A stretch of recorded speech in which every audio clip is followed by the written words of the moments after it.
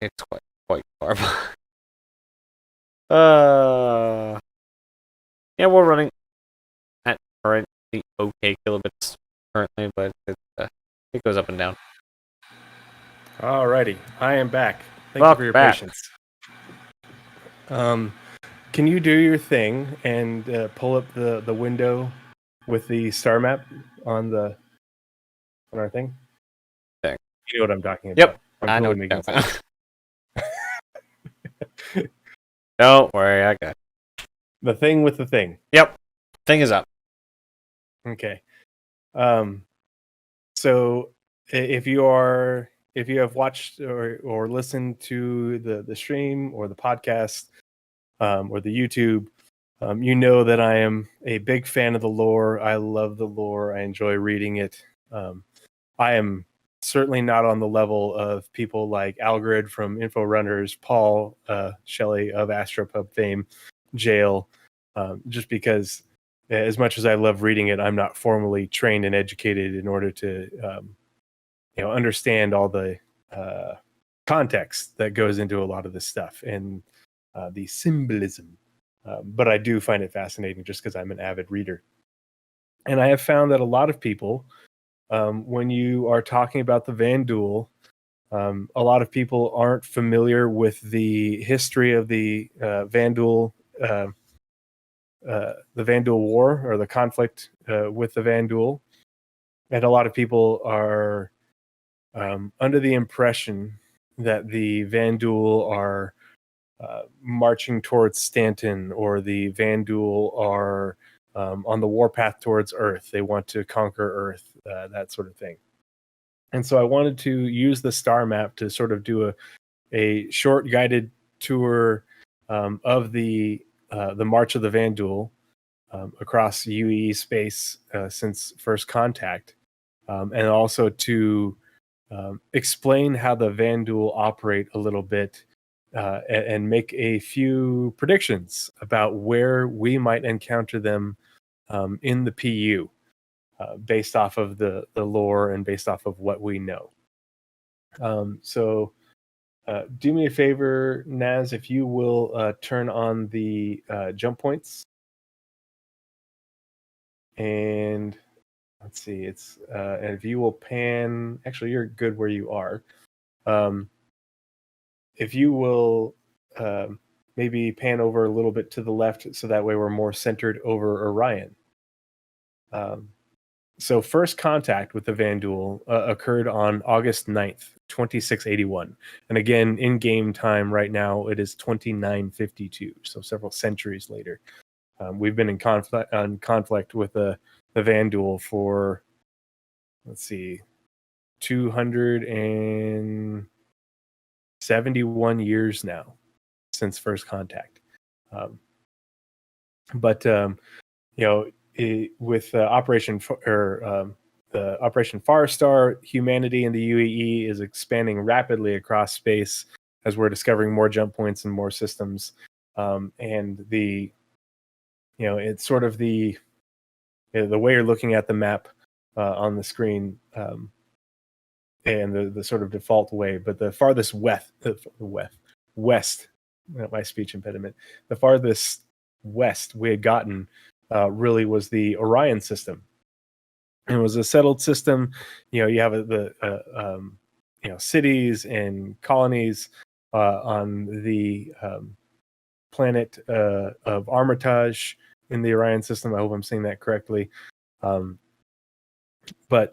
the Vanduul at this point were unknown to us, and this is more than it's like a century and a half after the am I getting that right? My timeline right? It's a good long while after we beat the Tavaran, and we're in the midst of the Cold War with the Xi'an.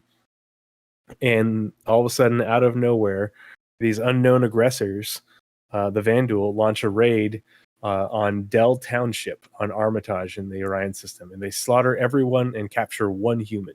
And it was really confusing because people were analyzing it afterwards, and the Vanduul took all these weird things. They didn't take things that we consider valuable. They took things that, looking back on it, a lot of people assumed that they were taking trophies. and cultural things in order to understand us, sort of understand their prey better. Because Vanduul are hunters, they are conquerors, they are out for resources. But yeah, and so shortly thereafter, Vanduul raids also started occurring in Caliban, which is a neighboring system. You can see on the star map where it's connected by a jump point, a large jump point. Large jump points are important. Keep that in mind when thinking about Vanduul history and the progression of the Vanduul war against the UEE and humanity. So after decades of worsening raids, a powerful Vanduul clan launched a massive attack centered around a kingship in Orion. And the system fell to the Vanduul in 2712, with the military having to retreat to Tiber. And it was not an organized retreat. It did not go well. And a lot of civilians were left on Armitage. And there's still, to this day, 240 years later, there are human holdouts hiding within the ruins of the cities on Armitage. It's actually, if you go to the comm link about the Orion system, you can see the concept art for the ruined cities, and it talks about how if you do go there, there's actually a bar. Like it's a small landing zone and everything. People that have just been evading the Vanduul, and the Vanduul, got the resources they wanted, and then they left. They just leave.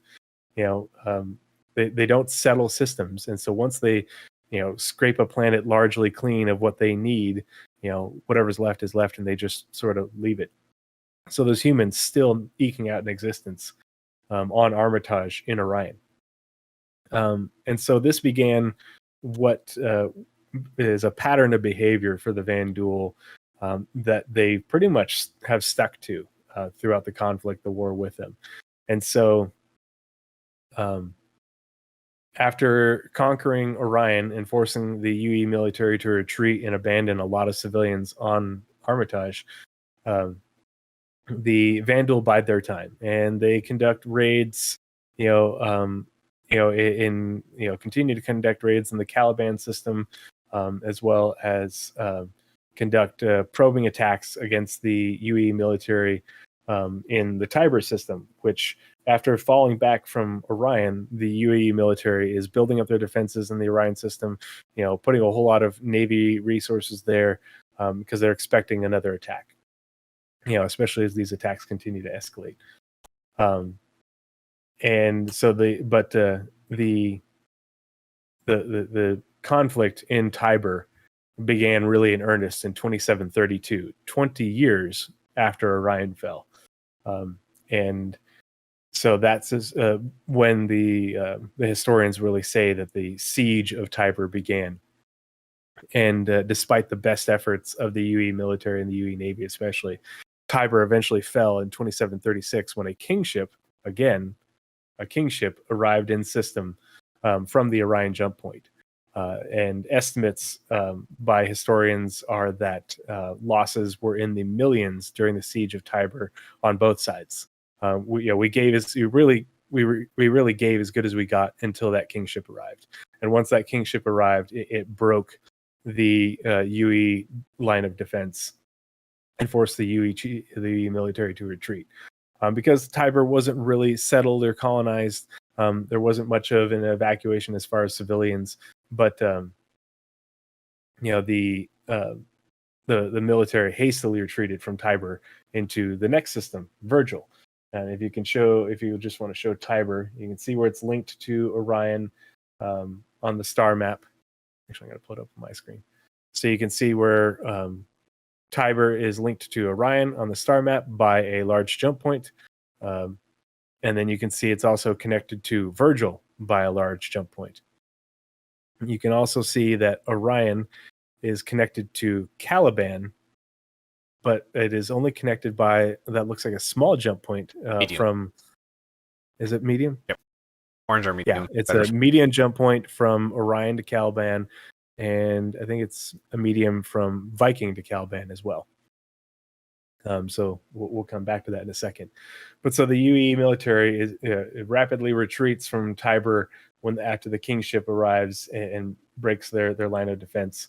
But instead of biding their time like they had done previously after conquering Orion, the Vanduul pursue the UE military into Virgil in short order. And Virgil was a colonized system, a UE system. There's millions of people living in Virgil at the time.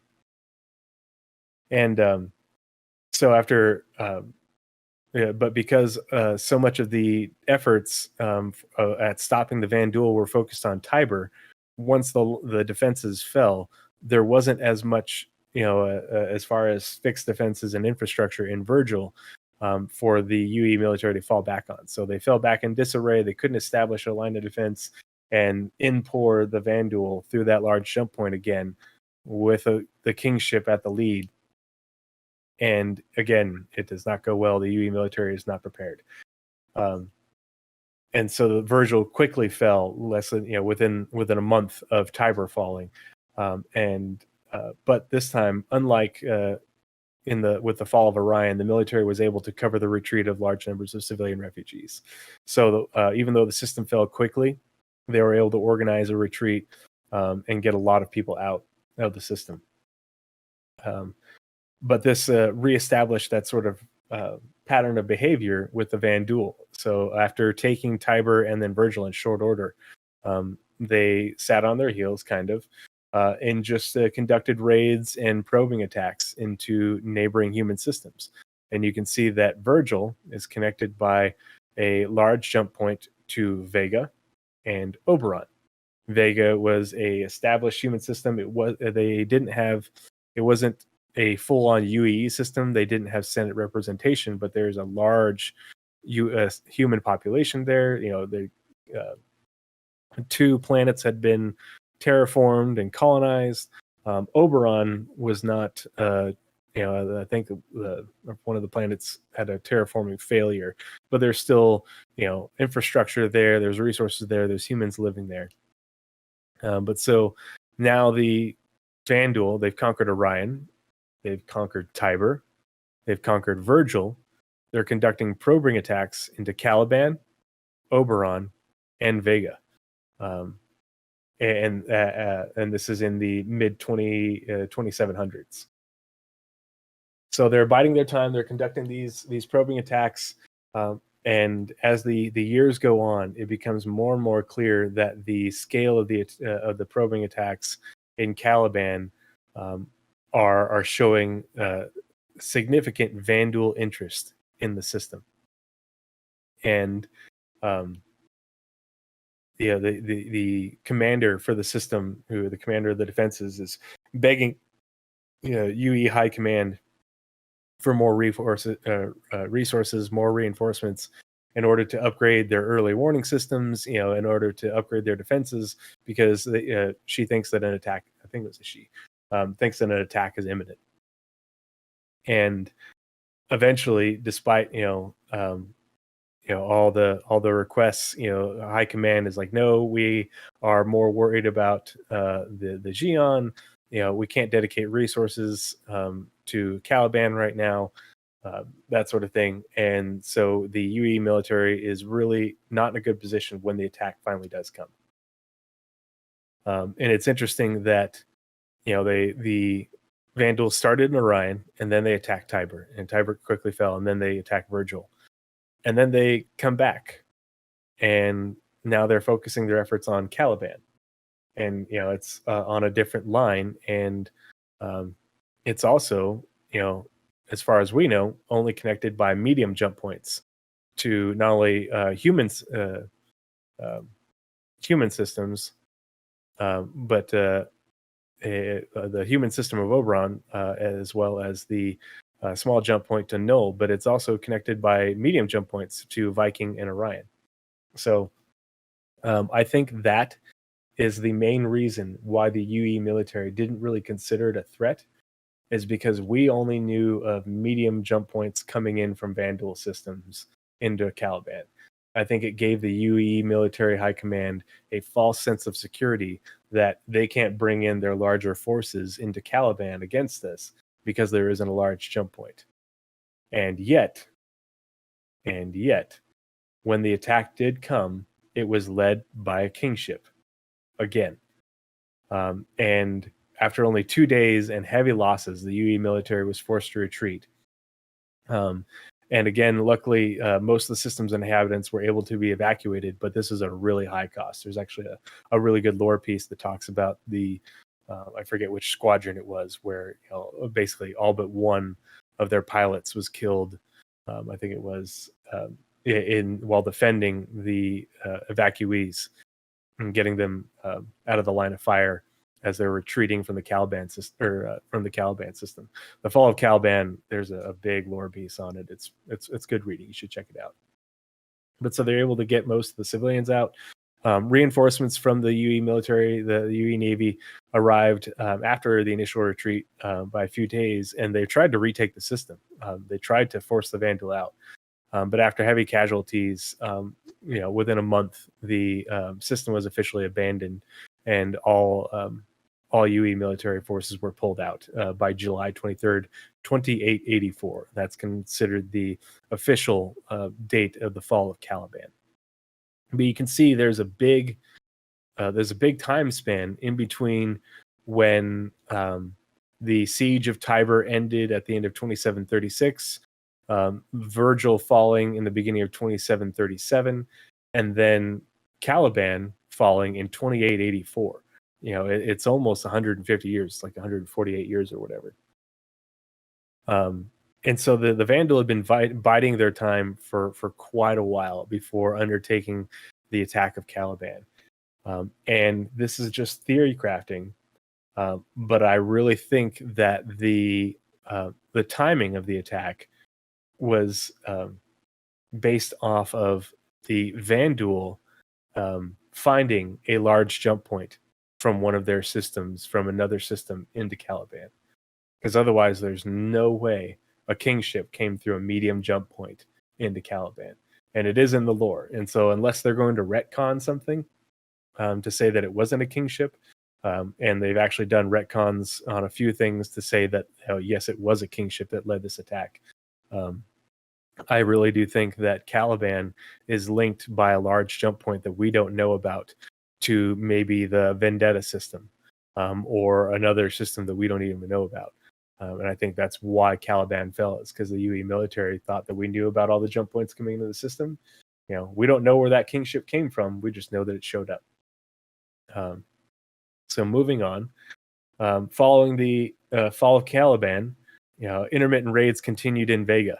The Vanduul have secured their flank in Caliban, and so now they seem to be refocusing their interests on Vega, which again connected by a large jump point from the Virgil system, which the Vanduul control.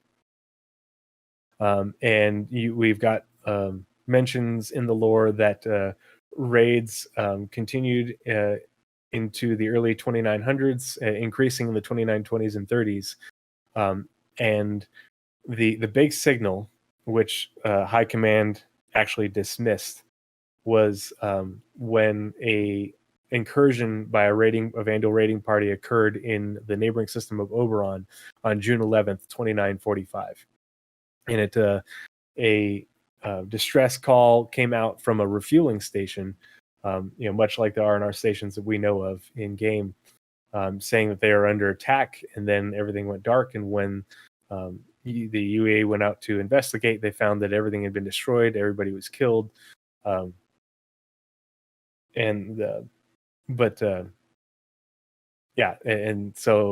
the Naval High Command dismissed it as a solitary raid, and they're like, "Oh, this is not a precursor to a large-scale Vanduul invasion. This is just another one of their probing attacks, probing raids." Except for not 4 months later, on October 5th, 2945, the Vanduul attack Vega in force, and they hit as far as I'm aware from the lore, the attack was really focused on Aramis, which is a heavily populated human colony hadn't been granted. The Vega at this time was not an official UE system. The two really heavily populated planets in the system hadn't been granted senatorial representation yet. That came after the attack. But again, this attack, a large attack, was again led by a kingship. And so you can see each time the Vanduul attack a system in force in order to take that system, in order to take those resources and claim it for their own, it's an attack led by a kingship. Otherwise, we do not see a kingship ever, unless the kingship is coming to attack and really take the system. The kingship is the what their invasion forces are centered around. So that's why everybody panics when you see a kingship, because well, great, we're about to lose. But for the first time in UE military history, we were able to destroy the kingship.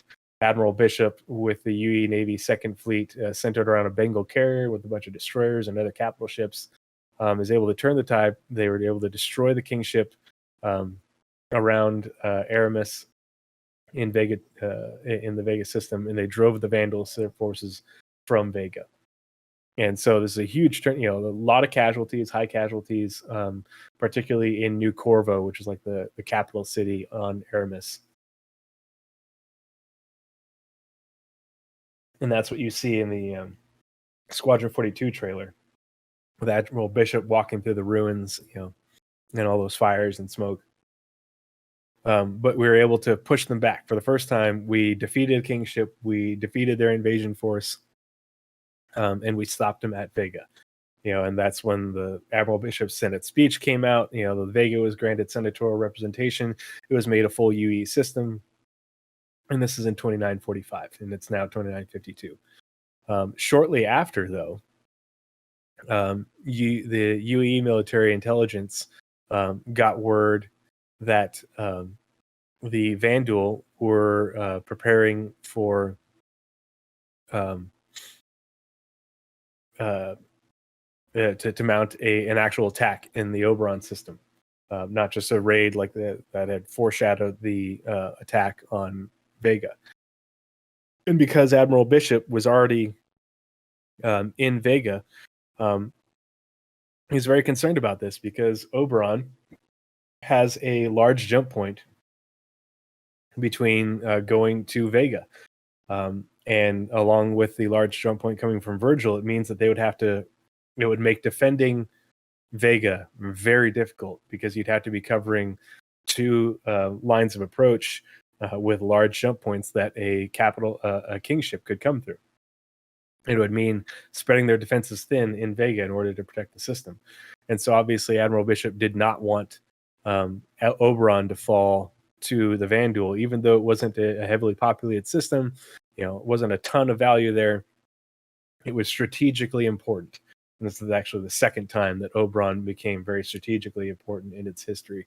The first was during the Second Tavaran War. And so Admiral Bishop detached a strike team. They went into Vanduul, or they went into Oberon, and when the Vanduul forces appeared, the strike team were able to intercept and engage them before they could really attack another human settlement. I forget on what planet it is in Oberon. And so while the UE Navy is conducting this spoiling attack in Oberon, they've called for reinforcements and saying, we're engaged with the Vanduul, and they're not trying to push them out yet. They're just trying to, keep them busy.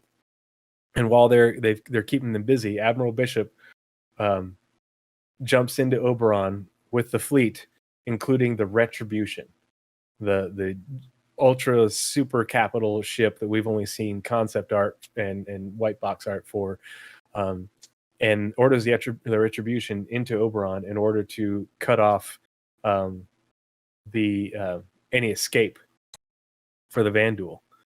And they were able to decimate the Vanduul attackers.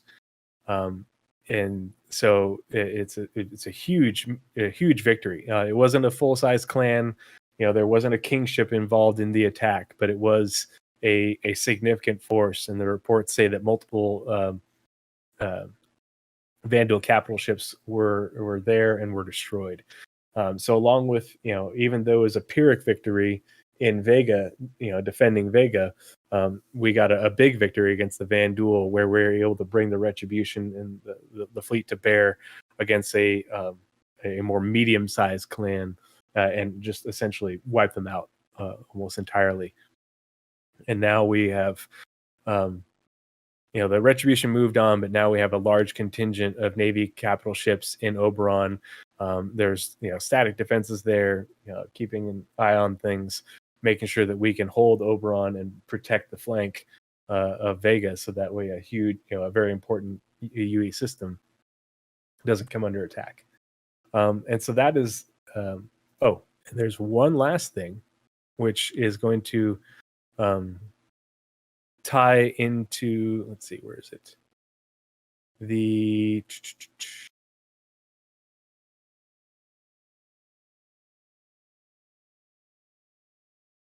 Where is it?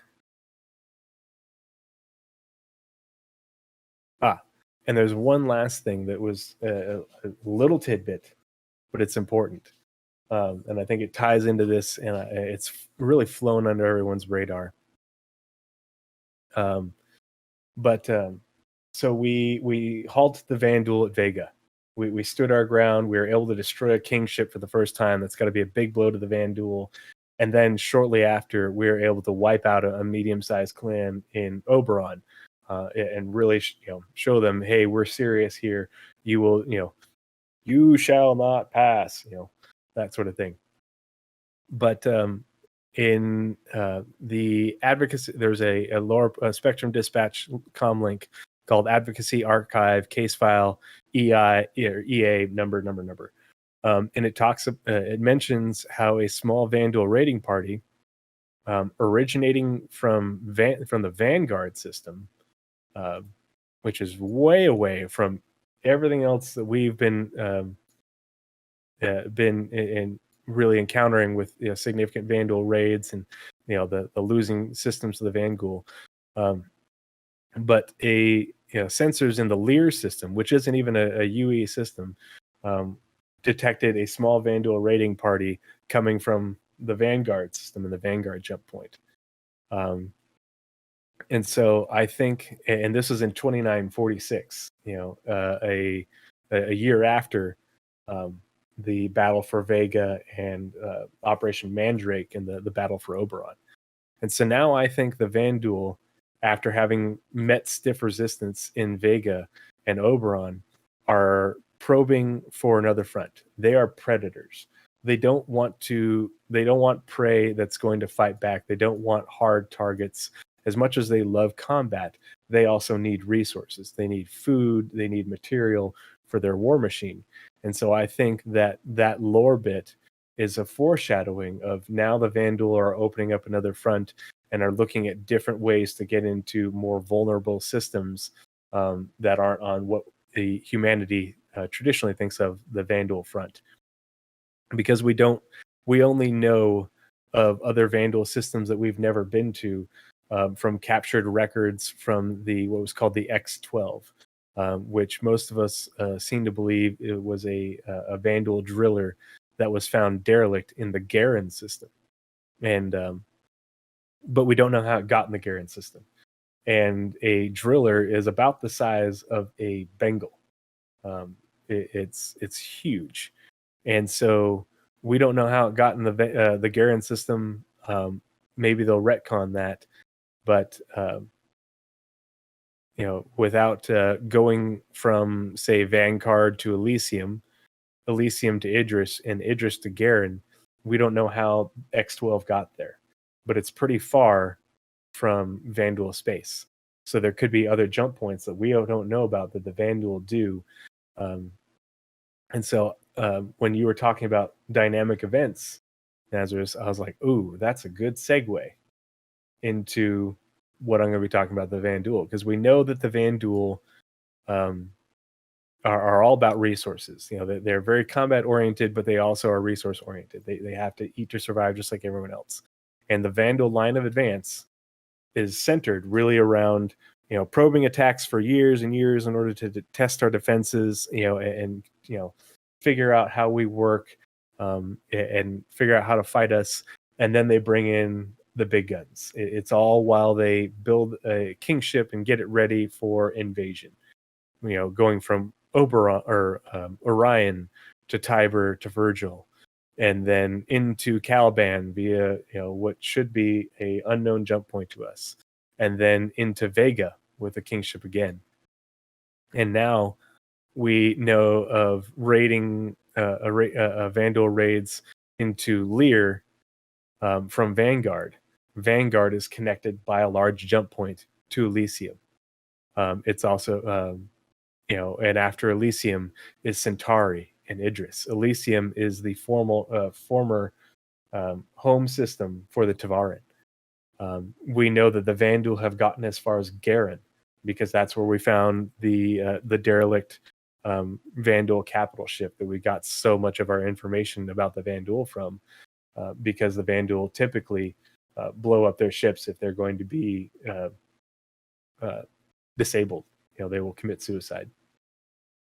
And that leads me into my last bit. A lot of people think that because the Vanduul are have pushed towards Vega and have taken Caliban, that they're going for Sol, that they're going for Earth.